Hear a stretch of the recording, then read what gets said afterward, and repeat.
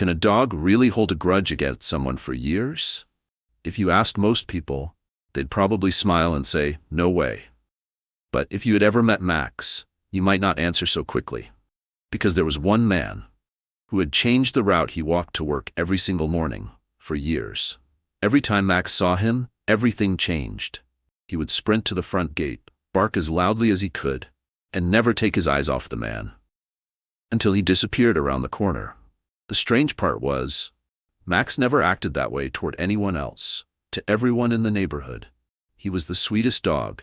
He loved children. He wagged his tail at the neighbors. He happily accepted pets from complete strangers. But that one man changed everything. Eventually, the whole neighborhood reached the same conclusion. That dog still hasn't forgotten. And honestly, if you'd watched it happen every morning, you probably would have believed the same thing. Because years earlier, when Max was still just a puppy, he wandered into that man's yard. Instead of gently chasing him away, the man kicked him hard. Max yelped, then ran all the way home. It lasted only a few seconds. The man kept walking. Life moved on. No one imagined that one brief moment could stay with a dog for years, or at least, that's what everyone believed. But here's the question. If dogs really hold grudges, why do some dogs forgive within days? And if they don't, then why did Max react the same way? Every single time he saw that man? Maybe, for all those years, the neighborhood had been completely wrong about Max. And maybe, many of us have been misunderstanding our own dogs too. In the days that followed, life in the neighborhood went on like normal. Except for one thing that never changed. Every morning, just before 8, before the man even appeared, Max would already be standing at the front gate. No one knew how, but somehow he always seemed to know exactly when that man was about to walk past. And then, a few seconds later, the man would appear at the end of the street. Every single time. Max would rush forward, barking hard, eyes locked on him, until the man disappeared around the corner. Then, Max would simply turn back, walk into the yard, lie down, as if nothing had happened. This happened again and again, day after day, month after month, year after year. Eventually, the whole neighborhood stopped seeing it as strange. It became part of the morning. Some people even stood by their windows just to watch, because they knew.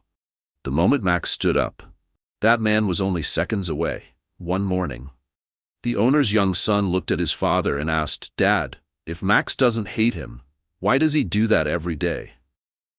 The father didn't answer right away. He looked at Max, then at the man walking away, and finally he said quietly, "Maybe he still hasn't forgotten." That was what everyone believed. And honestly, if you had been there, you probably would have believed it too, because every piece of evidence seemed to point against Max. Then, one morning, something happened that no one in the neighborhood expected. The man had just reached the front of Max's house. When he suddenly slipped, he fell hard onto the sidewalk. The bag in his hand dropped into the street. It happened so fast that several neighbors rushed outside, and right then, Max charged forward. Faster than usual, his bark echoed down the street. The distance between Max and the man was only a few steps. No one said a word. Everyone thought the same thing. This time, he's going to bite him. The man tried to stand, then stepped back, his face filled with worry. But what happened next was not what anyone expected. Max stopped. He didn't bite. He didn't attack. He didn't even touch the man. He just stood there, barking, as if he were trying to stop the man from coming any closer. They stared at each other for a few seconds. Then the man slowly backed away. And the moment there was more distance between them, Max stopped barking, turned around, and walked back into the yard, to the yacht, like his job was finished. That afternoon, the neighborhood had a new story to tell. Did you see that? He waited for the perfect moment. I told you, that dog never forgot. But no one noticed the most important detail. Max had every chance to bite, and he never did. That small detail disappeared beneath all the gossip. But from that day on, one person began to wonder. Maybe everyone had been wrong about Max. By evening, the story had spread through the whole street. Everyone was talking about the fall. Everyone believed Max had finally found his moment. Everyone, except one man. An old mailman who had walked that neighborhood for more than 20 years. He had seen hundreds of dogs, friendly dogs, nervous dogs, loud dogs, quiet dogs. Dogs that barked because they wanted to chase, and dogs that barked because they wanted distance. That afternoon, he sat on the wooden bench outside his house, watching Max's gate. Max's owner walked over and gave a small laugh. "So, you think he's holding a grudge too?" The old mailman didn't answer right away. He only asked, "How long has this been going on?" "Almost 6 years." 6 years. The old man nodded. Then he looked straight at Max's owner. "In all those years, has Max ever bitten him?" The owner paused. "No." "Has he ever run past the gate to chase him down?" "No." "Has that man ever been hurt by Max?" "No." The old mailman smiled faintly. "Then why does everyone think Max wants revenge?" The owner had no answer. For the first time, he didn't know what to say. The old mailman stood up slowly, brushed off his old pants, then said something strange. "Some dogs don't bark because they want to attack. They bark because they want to keep something away." Then he walked back inside, leaving Max's owner standing there alone, repeating the same sentence in his head. Barking to keep something away. If that was true, then what the neighborhood had been calling hatred for years might have been something completely different. That night, Max's owner barely slept. One sentence kept circling in his mind. Some dogs bark to keep something away. The next morning, he decided to try something he had never done before. He opened the gate, then stood beside Max. No leash, no command, no barrier. He simply wanted to know. If Max really wanted revenge, would today be the day he finally took it?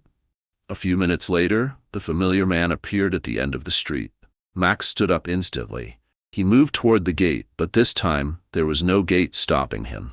The distance between Max and the man was only a few steps. No one dared to speak. Even the man froze. If Max wanted to attack, this was the perfect chance. Max moved closer. 1 step, 2 steps, 3. Then, he stopped. He didn't bite. He didn't growl. He didn't touch the man. He simply stood between the man and his owner, barking. When the man stepped back, Max stepped back too. When the man backed away farther, Max stopped barking, then returned to his owner's side.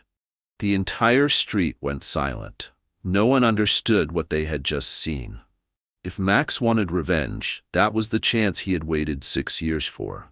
But what he did looked less like revenge and more like he was trying to keep the man away. Max's owner looked down, and for the first time, he noticed something he had missed for years. Max was not staring at the man. He was looking up at him, as if asking, "Are we safe?" In that moment, Max's owner realized something. Maybe he had been looking in the wrong direction all along. He had always watched the man, but he had never truly watched Max. That evening, Max's owner sat on the porch for a long time. Max lay beside his feet, quiet as always. The owner reached down and gently touched his head, then whispered, "Have I been wrong about you all this time?" Of course, Max couldn't answer. He only looked up at him and rested his head on the man's leg. That was when the owner remembered something. Every time that man appeared, Max never looked at him first. He looked at his owner first. And after every burst of barking, he always looked back again. For 6 years, the owner had only noticed the barking. He had never noticed the eyes. The next day, he told the entire story to a man who had spent decades studying dog behavior. When the man finished listening, he asked only one question. "When Max looks at you, what do you see?" The owner hesitated. "It feels like he's waiting for me." The behavior researcher smiled. "Exactly. You thought Max was watching that man, but really, he was looking at the person he trusted most." Then he said the sentence that changed the whole story. "You think Max remembers the kick? I think Max remembers how the kick made him feel." The room went quiet. It was only one sentence. But suddenly, Everything looked different. After that day, nothing magical happened. The man still walked down the same street. Max still stood near the gate each morning. But something had changed. No one in the neighborhood said, "That dog is holding a grudge," anymore. Because now, they understood something they had missed for years. Some wounds do not live on the body. They live inside a feeling. Max's owner no longer yelled when Max barked. He simply walked closer, placed one hand gently on Max's shoulder, and said, "It's okay." The strange part was, after a few seconds, Max usually calmed down. For the first time, his owner understood what Max had needed all along. Not revenge, not punishment, not the chance to hurt someone back. He only needed to know that he was safe. And maybe, many dogs are trying to tell us the same thing every day.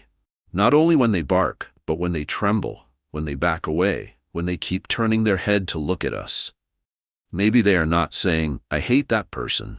Maybe they are asking, "Are you still here with me?"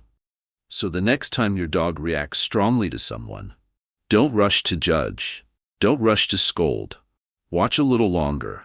Look at what happens after the bark. Look at where your dog turns. Look at who your dog trusts. Because what you are seeing may not be hatred at all. It may be an old emotional memory, still waiting for a safe place to finally rest. Maybe that is one of the most beautiful things dogs teach us. They don't remember the world only by what happened. They remember it by how the world made them feel. And maybe, after hearing Max's story, you might look at your own dog a little longer tonight. Because maybe all these years, what your dog has been looking for was never a chance to get revenge. Only a look from you that says, "Everything is okay now."